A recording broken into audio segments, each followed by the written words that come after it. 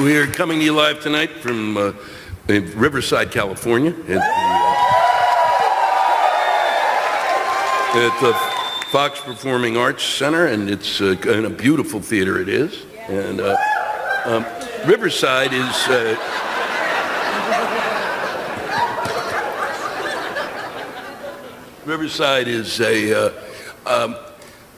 we've never stayed in Riverside, and so because Riverside has always been a place where let's get in there and get the fuck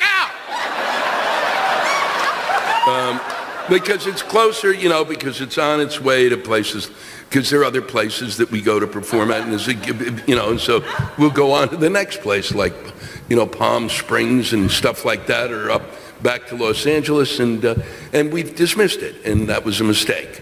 If you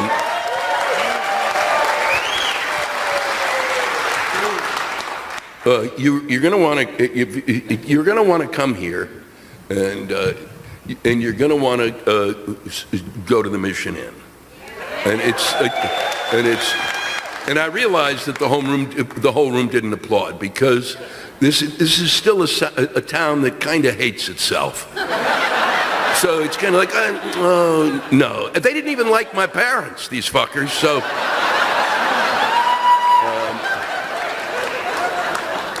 But it really is. It is one of the. It's like.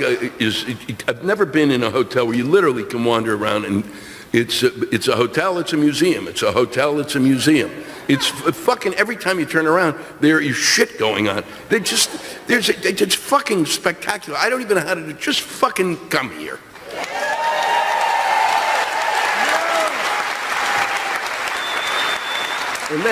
And then, as John pointed out to me today, that there's not only that, if you have a kind of a yen for, gee, I'd like to be a diabetic in a weekend, there are 4 cupcake places, literally, within spitting that you could spit and be at the next cupcake place. And there are all of these kind of unique little shops, and some of them are selling things that it's literally like, holy fuck, is the circus in town? But it isn't far from Los Angeles, and it's well worth your time. I'm quite serious, and now we'll get to this. This is from Matt. He's here tonight. He said, I brought my 13-year-old to the show tonight. Oh yeah, right. From Californians. Really? From the hippest place, one of the hippest fucking states. A 13-year-old boy, that's out of control. With the president we have, 13 is not young. Okay? He's older than the president.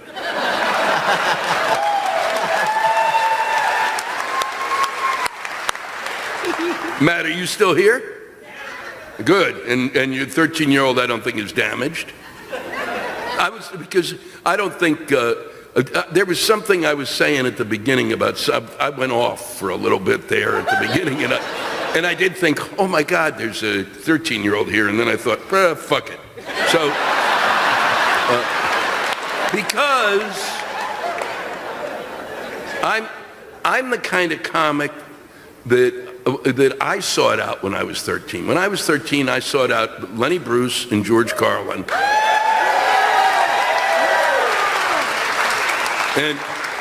And I'm not damaged goods.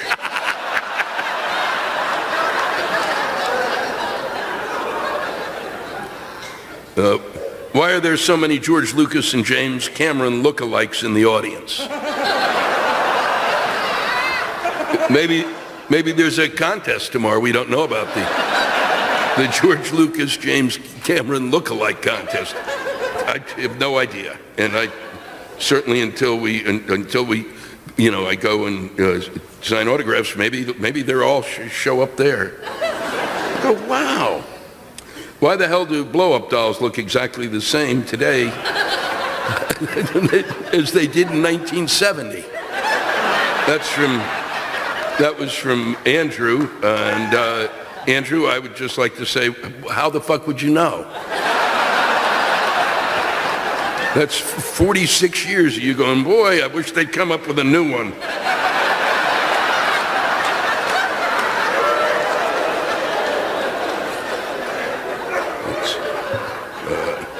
This is from Lee, I guess, she's in the audience. I'm high right now, but my husband is not. Should I feel guilty or should I feel anything at all?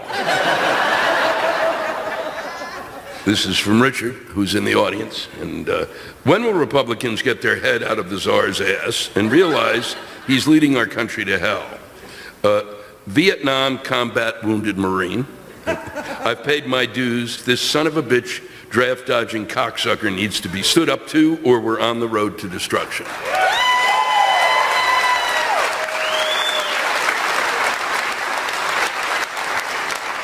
I think that when a Vietnam vet, and a Marine, and one who's been wounded, tells us something, and I've always loved because I didn't end up in Vietnam because of the numbers. I got a break on my number. My lottery number was high. It's the only thing I ever fucking won. But it's huge. And but I always feel we had a close friend who was there, and I always feel like it's really important to listen to what they have to say. And I love when they nail the guy who didn't go to war as a draft-dodging cocksucker. Hey, Lou. Yeah. I think it's actually worth telling the story of your good friend who was in Vietnam, what his name is, and what he had to put up with because of his name. I don't remember that. Dave? Well, Dave Peace. His name was Dave Peace. But I mean, I don't remember the story. But it's spelled P-E-A. P-A-C-E. So he's wandering around with this peace thing on his chest. Everyone thought he was being a smartass all the time. He was always being yelled at by people of higher rank. You think that's funny? Oh, it's my fucking name. Yeah, no, he really is unbelievable. And came back with an extraordinary story because he came out of it, came back and knew exactly what he wanted to do afterwards. And went to school and he became a medical illustrator and worked at the University of Florida. And then went on to actually make, if someone lost part of their skull, he started to make the thing that would help be the replacements for that. It's really quite something. Thanks, John. Yeah, Dave Peace. And now he's retired. Go to his Facebook page. Go to Dave Peace, Florida, his Facebook page. He's retired. John and I look at his page and a number of my other friends, and you just go, fuck, I wish I was with him today.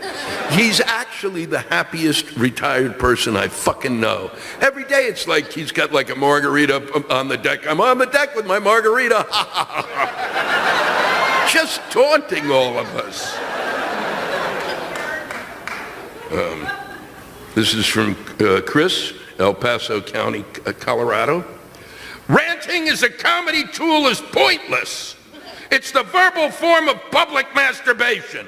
The comedians spew something out that most people have the decency to keep to themselves. And the people watching have some vicarious thrill. Ultimately, they admit they would never do it, if only in the privacy of their own home.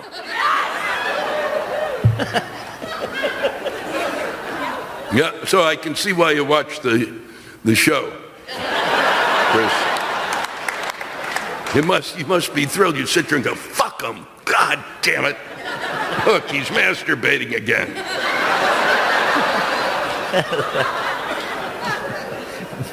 This is from Marie. What the fuck is the deal with laundry and dishwasher pods? Seriously, have we gotten so lazy we can't even pour detergent into a washing machine? Or have we become so stupid that we can't figure out where to put the detergent versus the fabric softener? Why am I so upset about these seemingly innocuous convenience items? I was recently given a container of these things to try by someone who thinks they are the best invention in recent years. Yup, She clearly needs to start to broaden her horizons and pick up a fucking book.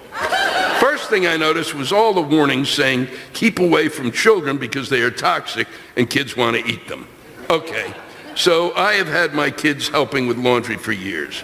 Here is just another example of how we are delaying kids from learning responsibility and growing up to be functional adults and not perpetual adolescents who think it's appropriate to have their parents go with them on a job interview after graduating from college. So I showed them to my kids and I told them how to use them and not to play with them or put it in their mouth. Not rocket science for a 10 or a 12-year-old. I noticed immediately that my older son was mesmerized by the swirling colored pod as he kept squishing them between his fingers. I warned him once what would happen if he kept squeezing it, and that was it. Until about a week later. One morning, we were all rushing to get out the door. My husband comes out of the bathroom, calling to the boys to come to him. He then tells me the back of his shorts are all wet, and that the boys must have missed the toilet and peed on the floor. Our boys presented themselves before us, and my husband starts to go on about how they need to be more careful and how gross this is. The older one, with a big smile on his face, finally loses it, begins to laugh, and admits he put 2 Tide Pods between the toilet rim and the seat as a joke.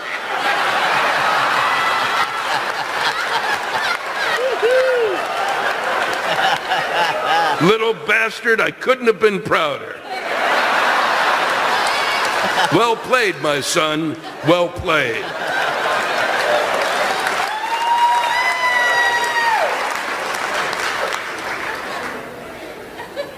This is from Silas. Why is Trump stupid enough to say people that are under an FBI investigation get papers? I haven't gotten any papers. He said this to Lester Holt.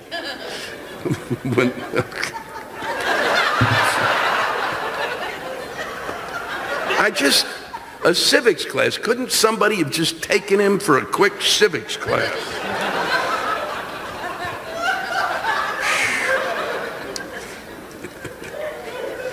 And then he also says, who the fuck decided we haven't seen Kellyanne Conway in a while? Let's put her back on the air.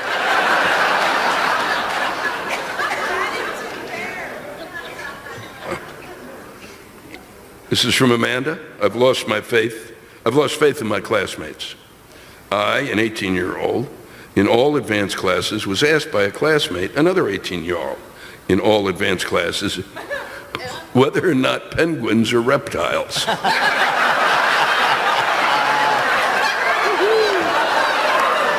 If you'll excuse me, I'm going to sit in a garage in a running car.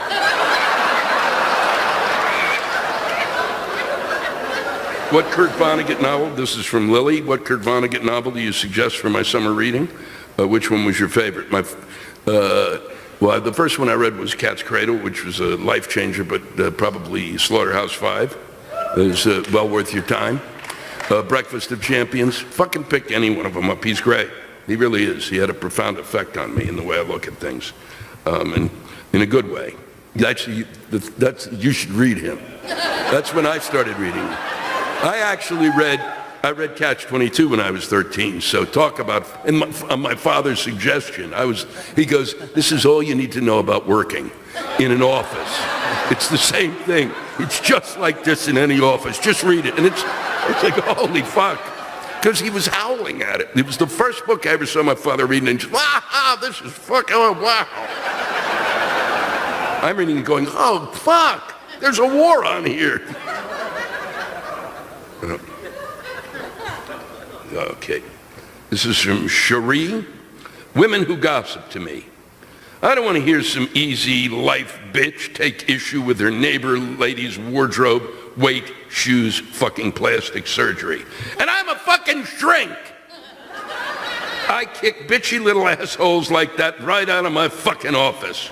You know why? Because they're beyond help. If that shit takes up your headspace, fuck you.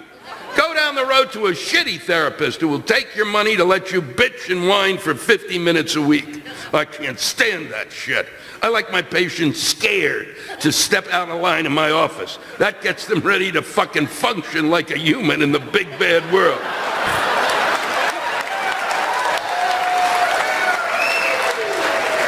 You're fucking welcome. Sorry I ranted. That's your job. Do your job, Mr. Black. I love you, even though I tripped on this opportunity to email you while looking up methods for reducing phlegm.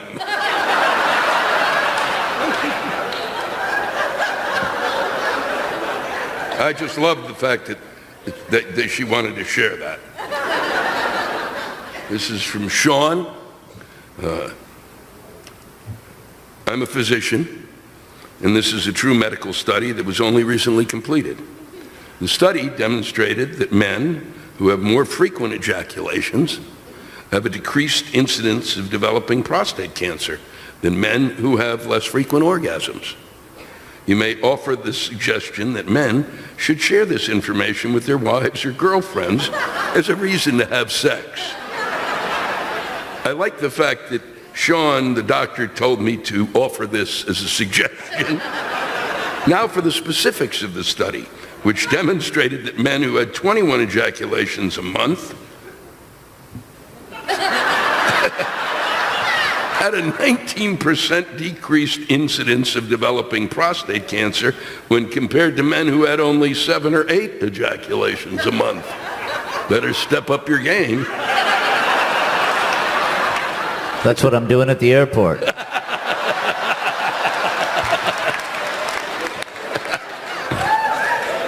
And then he gives me the punchline. I love doctors. He's like it's like he's writing me a prescription on how to, for your self-deprecating punchline, you can add the observation that if you had 21 ejaculations a month, your hand would be so riddled with arthritis that you wouldn't even care if you got prostate cancer. Thanks, Riverside. Thanks for watching tonight, folks. Thanks for everybody who wrote in.